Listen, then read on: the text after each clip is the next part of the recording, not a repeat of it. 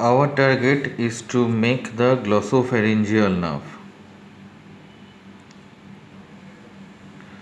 This is a short anatomy what I like to describe about glossopharyngeal nerve. Now I am drawing the cross section of the medulla oblongata. This is pyramid, this is olive, this is inferior cerebellar peduncle. So pyramid, this one olive, this one is inferior cerebellar peduncle. So pyramid is the elevation, this one is olive and this one is inferior cerebellar peduncle.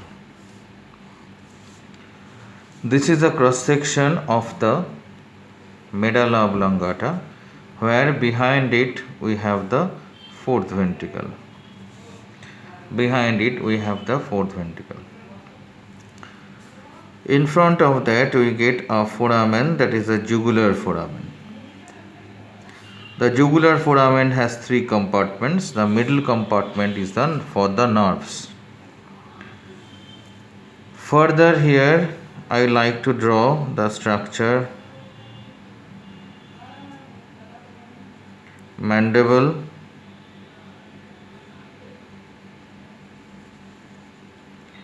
this one is the tongue,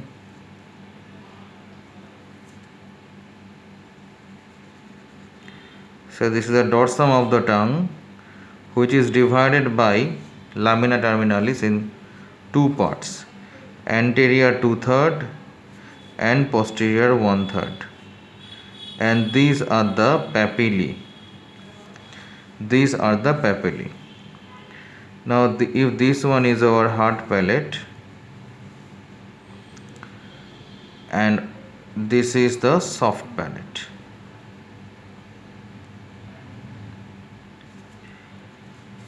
Here we get the tonsillar fossa. So this is our soft palate, this is tonsillar fossa, this one is the posterior 1/3 of the tongue. Here I will like to draw the hyoid bone, and definitely it is the pharynx, where we get the pharynx.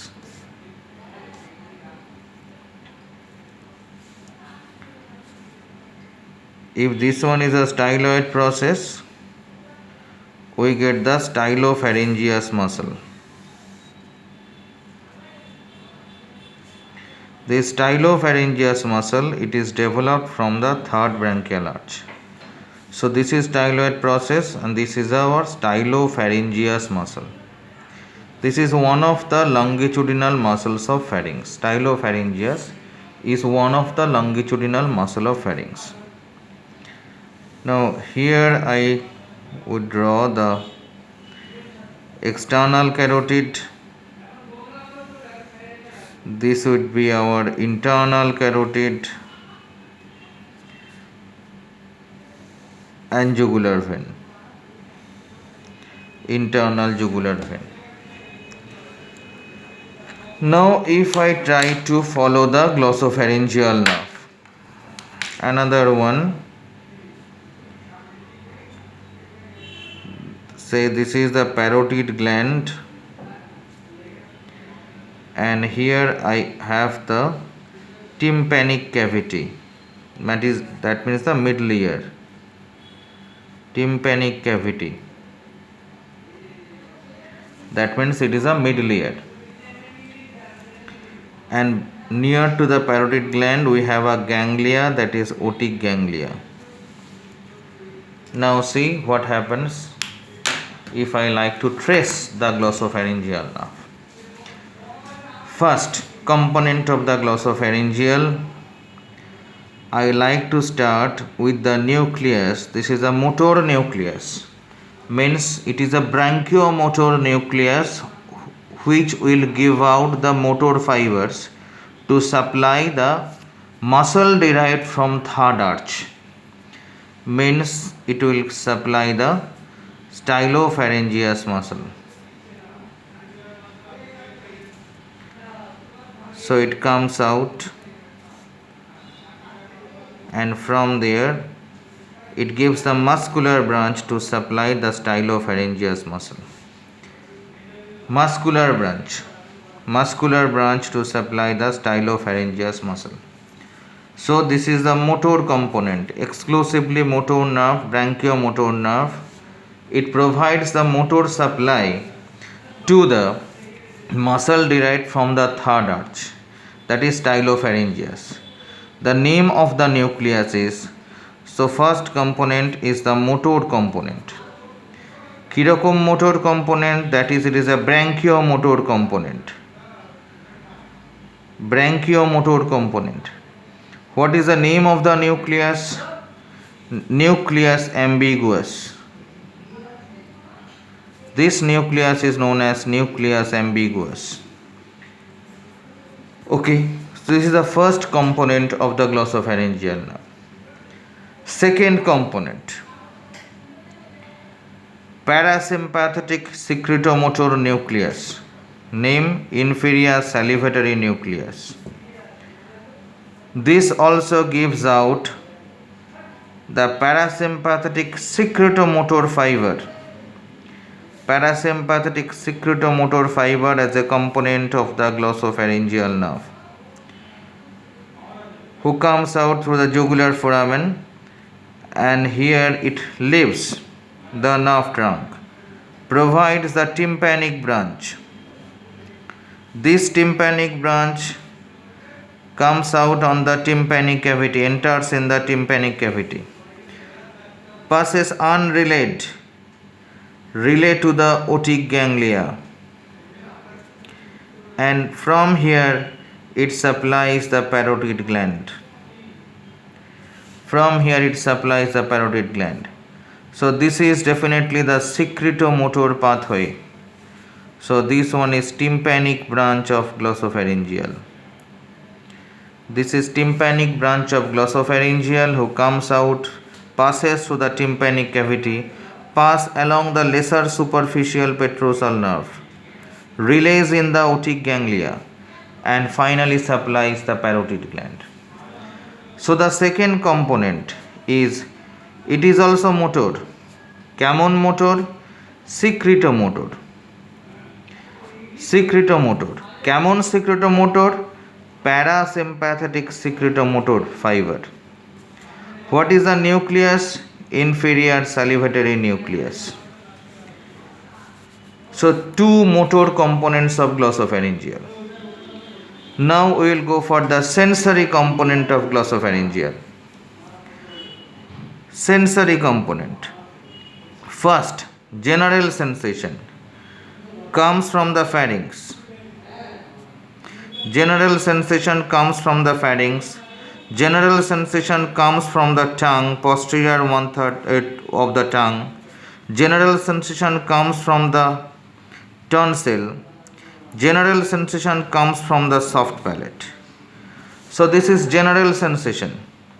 And these general sensory fibers, they pass along this fiber.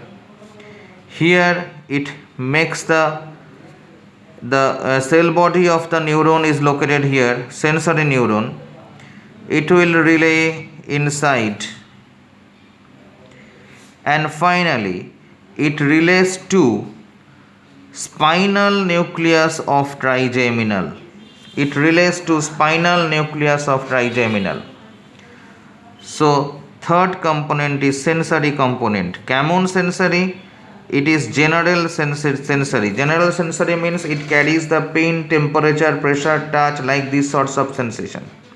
From where? P2 T2. P2 T2 means from palate, from pharynx, from tongue, from tonsil. And this general sensation ultimately relates to spinal nucleus of trigeminal. It is handed over to the spinal nucleus of trigeminal. Rather, trigeminal is born to carry the sensation of the head neck structures. So as it is belongs to the head neck structure, it is handed over to the trigeminal. Third Third one, it is the special sensation. Special sensation is taste sensation, comes from the posterior one third of the tongue and the papilla. It passes along the lingual branch. So it passes along the lingual branch, the taste sensation. This is the taste sensory fibers. The cell bodies are located here, just outside the jugular foramen.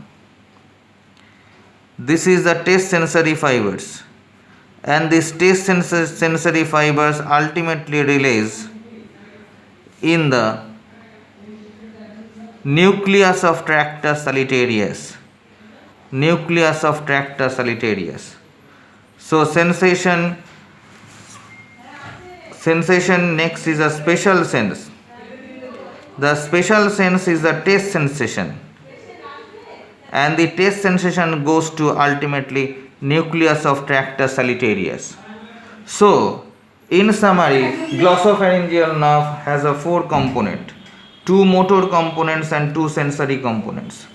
Among the motor components, number 1 is the branchiomotor fibers, where the nucleus is nucleus ambiguous here. The branch is muscular branch, it supplies stylopharyngeus. Second one is the secretomotor parasympathetic fiber. The nucleus is inferior salivary nucleus here, and the branch is the tympanic branch. Third one is the sensory, general sensation, carries from pharynx, carries from tongue, carries from tonsil, carries from palate. So pharyngeal branch, lingual branch, tonsillar branch, palatine branch, and the entire sensation is carried over to the spinal nucleus of trigeminal. The fourth component is special sensation, taste sensation, from the posterior one third of the tongue, and it is also handed over to nucleus of tractus solitarius. So there are 3 nucleus. These 3 nucleus belongs to glossopharyngeal nerve proper, and this is the nucleus for the trigeminal. Whatsoever, finally, the glossopharyngeal nerve composed of 4 such components. 4 components, 2 motor, 2 sensory, 1 branchiomotor, 1 secretomotor, 1 special sensation, 1 general sensation. The branches, if we like to enlist the branches, number 1 is a tympanic branch. Number 2, it is a pharyngeal branch. Number 4, lingual branch. Number 3, lingual branch. Number 4 comes from tonsil, that is tonsillar branch. Number 5, that is from the palate, palatine branch. And number 6, who supplies stylopharyngeus, muscular branch. So this is all about the glossopharyngeal nerve.